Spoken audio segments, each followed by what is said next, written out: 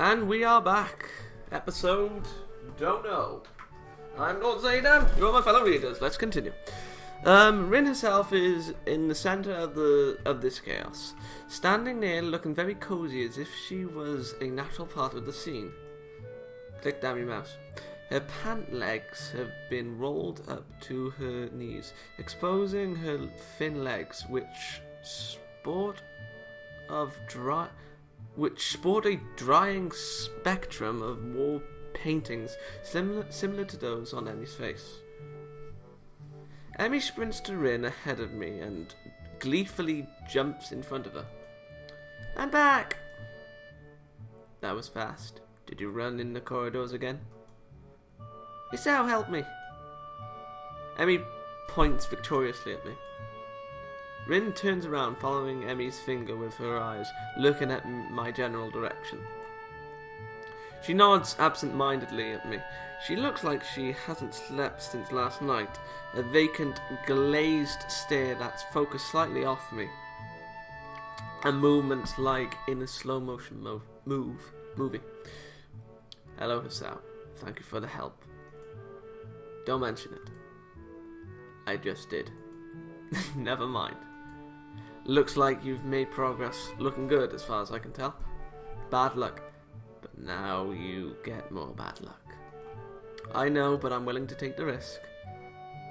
That's a very nice thing to say. For me, of course. Not for you. This is why artists are always unlucky. They have to constantly look at their unfinished paintings. So artists can't find romance. Their favorite TV shows are cancelled, or they die young because of an unspecified disease. It's a deep and mysterious law of the universe. Unless they are blind. She considers this for a while, looking like she's going to fall asleep. There's a boy. At the art club, you see. Blind boy. So he doesn't see. You already told me. I glance sideways at Emi. She glances back in a way that tells she has heard this one before too. Neither of us say anything to Rin no. So she continues her monotone soliloquy like an unfunny stand-up comedian. He should become an artist. No bad luck guaranteed. Don't you think that would be a good idea? That only blind people should become artists? No, not as such. ... You might have a point. Abandoning this train of thought, she turns again to consider her work and starts humming a tune that I think I recognize but can't remember the name of it. Emi arranges the supplies we brought and moves a few paint cans around, trying to bring some organization to the scene. Emi, I need the Prussian blue paint. Which one's Prussian blue? She is staring helplessly at 7 or 8 cans, each with a different tone of blue. It's the one with Prussian blue paint in it. Jeez, Rin, you're not helping at all. I look around as well. Even though I don't know what Prussian blue looks like either, I wonder what blue has to do with Prussia. Or what Prussia even is. It's a country, isn't it? The name sounds vaguely familiar, but I can't place it. While none of the blues look more Prussian than the others, the small print on the labels is legible enough to determine that none say anything about that contains the contents being Prussian. There is no Prussian blue here. We need to go get more, then. I open my mouth to say that actually we're not both needed for such a simple task, like finding another point of Prussian blue, but Emi's already grabbed my arm and started dragging me off. Rinny! I wave to Rin, who doesn't seem to have noticed that the two of us are leaving. She just sits there. I'm still waiting for my Prussian blue. Emi, give me my Prussian blue. Well, she'll notice when she goes for the Prussian blue. Oh wait, hold on. Well, she'll notice when she goes for the Prussian blue and finds out it's not there. Oh god, you were right. Maybe. Not a dot. Probably not, actually. While I'm busy thinking of how weird Rin is, Emi's been dragging me back to the art classroom. I feel myself starting to run out of breath. What's the rush? Huh? Emi's giving me an appraising look as if she's trying to figure something out. It's just that you seem to be in a hurry. I'm not sure I can keep up. Comprehension dawns on her face. You're not out of breath, are you? Hold on, what the hell was that the door? No, better not be. No swearing. No swearing. I'm not swearing anymore. I've got a swear jar. Although I did swear in 2 episodes ago, but it was out of sheer frustration of Hisao turning against me. I can swear for that. There's almost an accusing playfulness to her tone. I'm tempted to deny it, but then I realise that I've been breathing heavy since we stopped. Guess it's kind of obvious. A little. Not everybody can be in shape like... It can be in shape, you know. Takes all kinds, right? Emi frowns. It's not a particularly good frown. That is... I should get in shape. Not that I hadn't already decided to try for that. After that flutter on the track, I figured there's a real need to get in some sort of running habit. I was, after all, feeling pretty good until I had my false alarm. Jesus Christ. Well, actually I wasn't. But it was fun. Meanwhile, my comment seems to have helped Emi come to some sort of decision. Well, that's it then. What's it? She gives me a serious look. You're joining me. Beg pardon? I beg your pardon. In the mornings. You and I are running partners. Oh god. I've got a routine all planned out. In fact, wait, you planned this? She produces a crumpled sheet of paper. I've got it right here with me. What? What? I take the sheet of paper and give it a once over. Times, dates and laps all laid out. A slow increase from just a few laps a day to... My god, does she expect me to have me running marathons? And where did she find the time to get all this together? And how long has she been planning this anyway? Oh my god, you've been planning this? A little. Mother of God. But it's really the nurse's idea. He told me to keep an eye on... Oh, balls. He told me to keep an eye on you to make sure you exercise like he told you to. A vast Oh god, no. No! Maybe Kenji's onto something here. No, don't. This seems a bit much for just keeping an eye on me. Well, to be honest, I've been trying to find a running partner in the morning for a while now. My god, Kenji, if you could only see the scheme unfolding. What do you need a partner for anyway? It's easier... Oh my god. It's easier to keep up a workout if you're not the only one doing it. Isn't that obvious? You're less likely to quit if someone else is counting on you to be there, right? I see. And this won't only keep you running, but it'll make sure that I keep running as well. Meaning that I'll be obeying the nurse. And I'll be keeping an eye on you, just like he asked. You caught on quick, Hisao. I think Kenji is onto something here. I thought it was mad.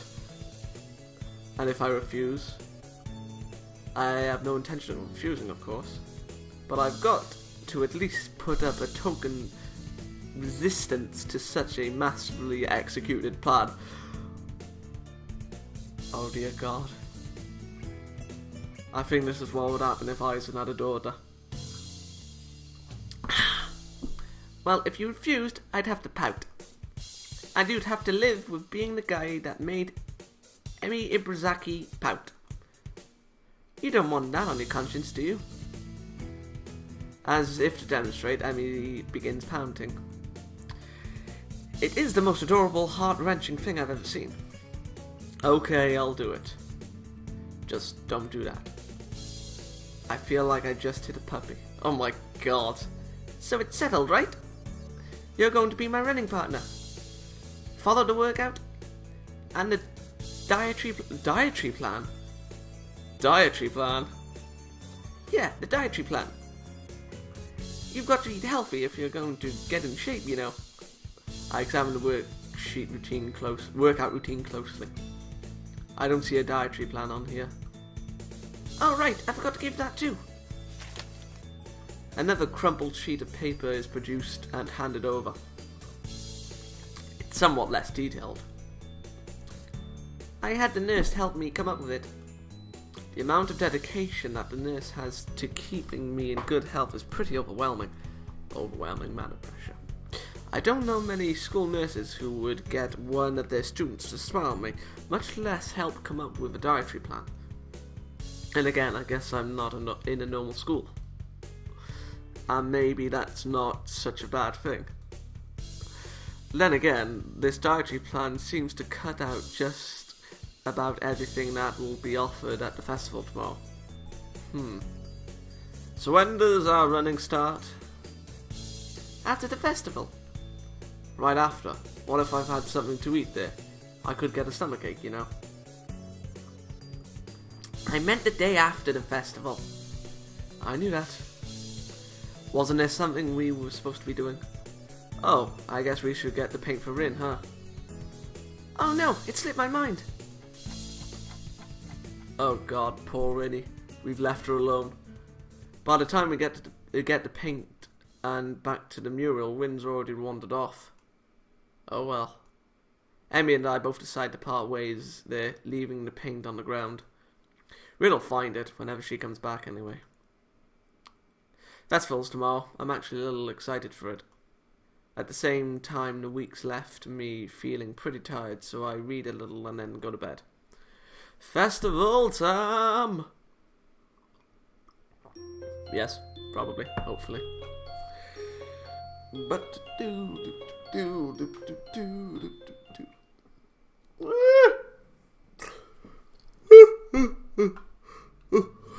do apologise. The next day I wake up feeling a little lightheaded. It's almost noon already. Sleeping late is fine. Yes, since it's a Sunday and there are no classes. Not just a Sunday though, but the festival as well.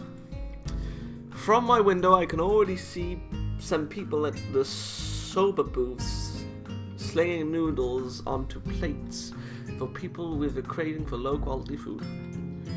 I throw back a handful of my morning meds and ponder how to spend the day. There will be a few exams in the coming week, but I don't consider those as ominous as others, so I'm not as worried about them as I probably should be. With no urgent obligations regarding education, I should be free to spend the day at the festival as I like.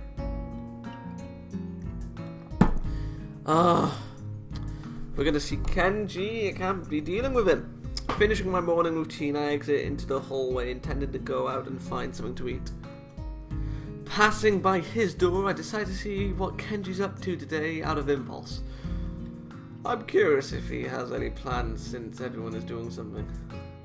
Then again, I can picture him having built a soundproof shelter in his room, or possibly something like a fort, complete with no girls allowed sign. And with the girls crossed out and body crudely scrawled underneath it. Nobody. Knocking on his door, which is luckily devoid of any kind of sign, I hear again the unsettling clicking of at least 10 locks being pulled back. The door opens up a crack. Who is it? You're supposed to be asking that before you open the door. Oh, it's you. Damn, it's early. It's not really that early. What is it, man? Nothing. We're just going to ask what you're going to do today. Half the school is out there already. Out where? Why? What? What? Is today special? Where are they? Where are they there? Who are? I can hear them. It's loud. Don't tell me. Has the invasion begun? He suddenly looks more alarmed. What day is it, man? Yeah, I guess you can't see the big wooden booths outside and people selling stuff. What the hell are you talking? What the hell are you talking about? I have my curtains closed at all times to thwart the snipers. It's the festival. You know that, right? Oh shit, that's today. That doesn't count. Damn it. I can't believe I forgot. I don't have my fort finished yet. This is bad. This is going to be a very bad day. It's good you told me this, man. This is going to be a bad day. Why? Oh man, they're going to be everywhere. The people outside my window, socializing. Kenji rubs his temple nervously, suddenly looking very ill. It's going to be loud as hell, damn. And I was going to go out today, but now it's ruined everything. But now it's ruined. Everything is ruined. This is awful. This sucks. What the hell? This really sucks. I can't go anywhere now. There's nowhere to run. Kenji seems nervous. You could even say he's majorly freaking out. I can't believe this. So that's what today was. Damn, and I couldn't even prepare for it. I couldn't even brace myself, and now it's here and I can't do anything. You'd have told me this earlier, dude. I mean, at least I know, but I could have known earlier. Imagine what I could have accomplished. Sorry, I thought you knew. So I guess you're not going to do anything today. The weather is even good. Yesterday was really windy, so I thought today would be cold. It's not, though, so there's no reason to just stay inside. Yeah, you should check the festival out. Kenji groans and covers his face with his hands. No, I can't do it. They'll eat me alive out there. I know it. That has to be a joke. But he said it with such a straight face. Relatively straight. What are you going to do? We should hang out in here. You can help me build my fort. We might still make it out if we work together. I wonder. I'm kind of hungry, but I made this deal that I try to take better care of myself. Be healthier, you know? Don't know if I should steer clear of the Toyaki or head straight in. Deal. Sounds ominous. So what are you getting in return? Nothing, I guess. It's not that kind of deal. You know, Emi from Magia, we kinda agreed. Oh fuck! We kinda agreed to watch each other's backs, and the shrill scream and the expression of abject terror in Kenji's face chill my blood. It's as if I told a Catholic priest I sold my soul to the devil. Here, you sold your soul to the devil and didn't get anything in return. What the hell is wrong with you, man? Do you know who you're dealing with? She's a public health danger. Do you know how many people she sends to the hospital monthly with her carefully placed flying tackles? What? Oh, yeah. She's one of them. Key player in the vast conspiracy that aims for the complete submission of everything that is manly. I can't believe what I'm hearing. I trusted you in your judgment, man. I thought we were brothers. You have to call it off before it's too late. This festival too. It's just one of their ploys. He fingers his scarf nervously, faster and faster, like he is trying to start a fire, then slowly begins to calm down once the panic attacks finish running its course.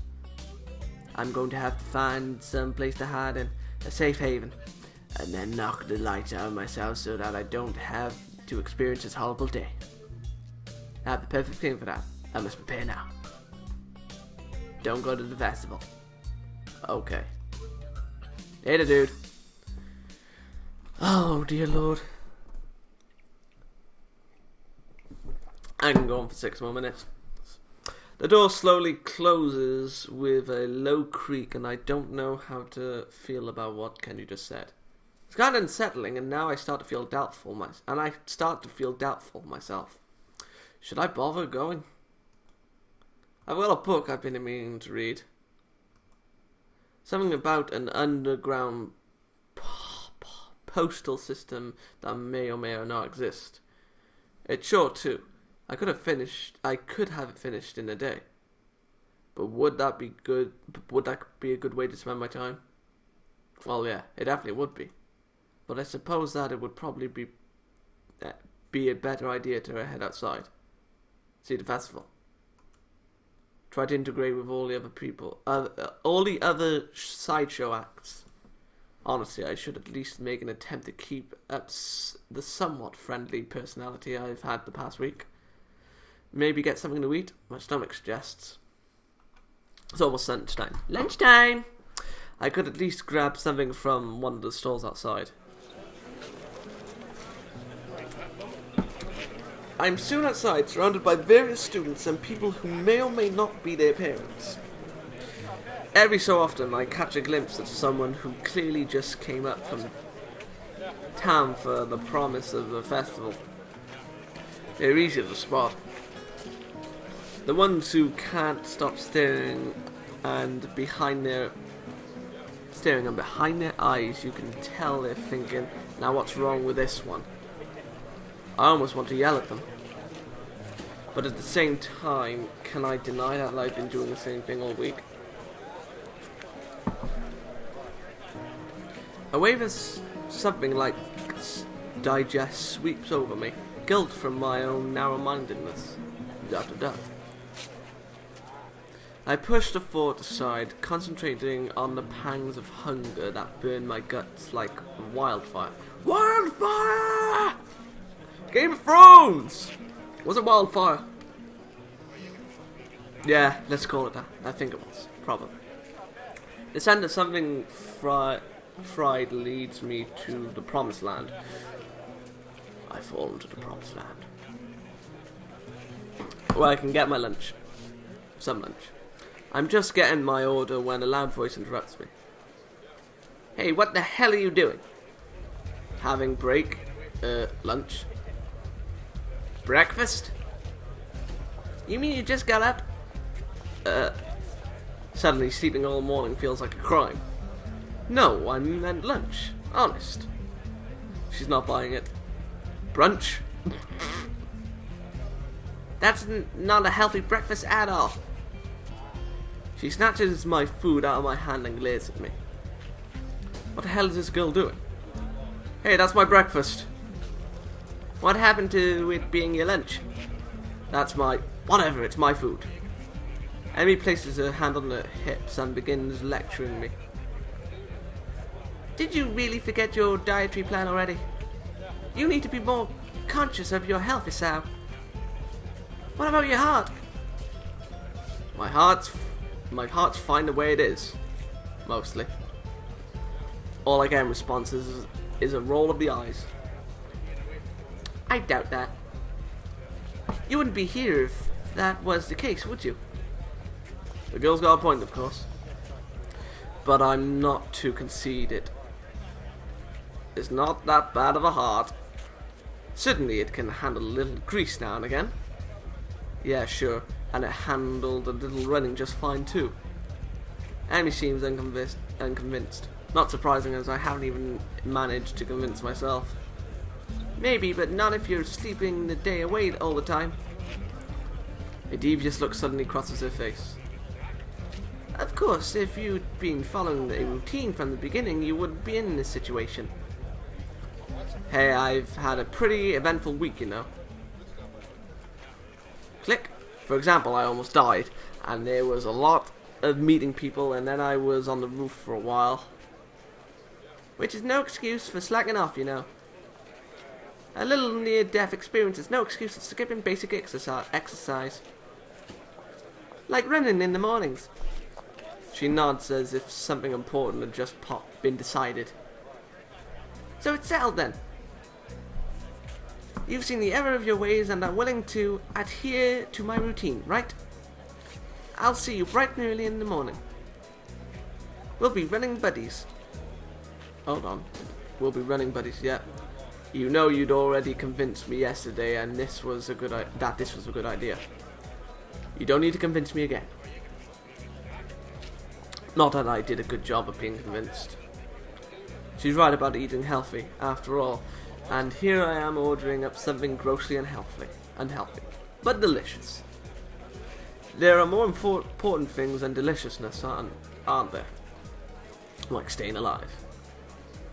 If Emi weren't here, beating me for my poor decisions, I'd probably... Hey, wait a second.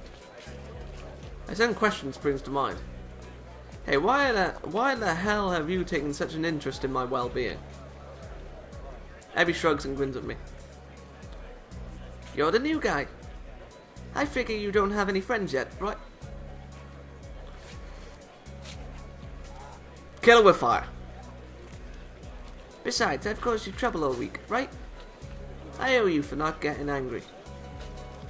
And I told the nurse I would anyway. So you're doing this because you need to, not because you want to. How lovely. This is pity. Oh, good lord. On that note, I'm going to end this episode before I go full cynical on this girl's buttocks. Good day.